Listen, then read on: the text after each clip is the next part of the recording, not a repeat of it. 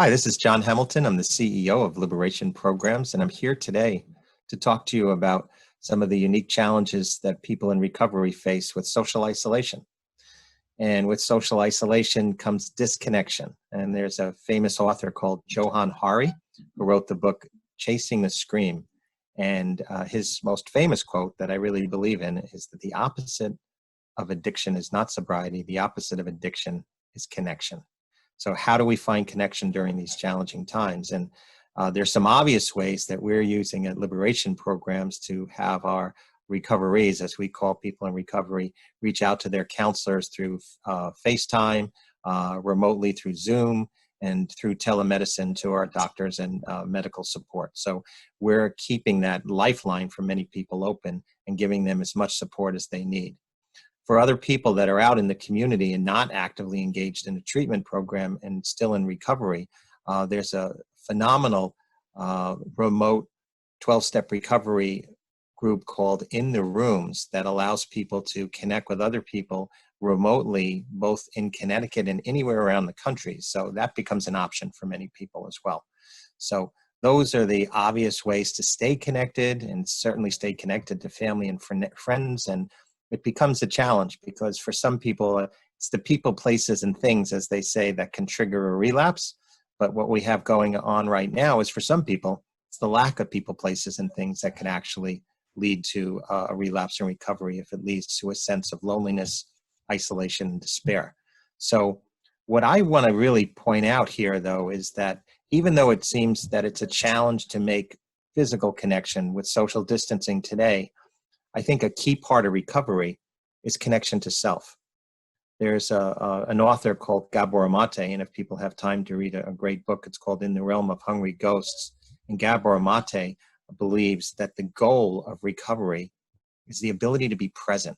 And the ability to be present is the ability to be comfortable in your own skin. So this is the key first step in connection, which is connection to self, connection to a sense of acceptance of self, connection with gratitude, connection with humility, understanding your powerlessness, and being able to be grounded in an authentic sense of self. With that authentic sense of self, you have the ability to be able to connect in an authentic way with others. Another connection is a connection to a sense of a higher power, which is something greater than oneself. And at Liberation Programs, we believe in the multiple pathways to recovery. So for some, that could be their faith community. For others, it can be nature. For others, it could probably be today, Dr. Fauci, I imagine. For some, it just can't be you. And it's got to be that sense of being able to turn over to believe that there's something greater than oneself during this time that most people are very concerned about, a sense of what's going on in the future. I think people that have a recovery program have the advantage of working, as they say, the serenity prayer, and recognizing what's within their control and power to change, and having the wisdom to know the difference of what they can not change and be able to turn that over and have some sense of hope and faith for the future.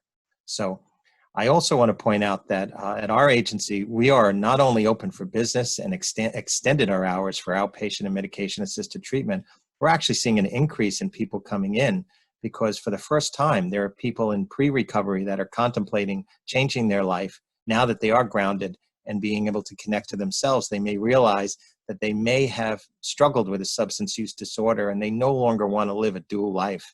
And as they say, you're only as sick as your secrets.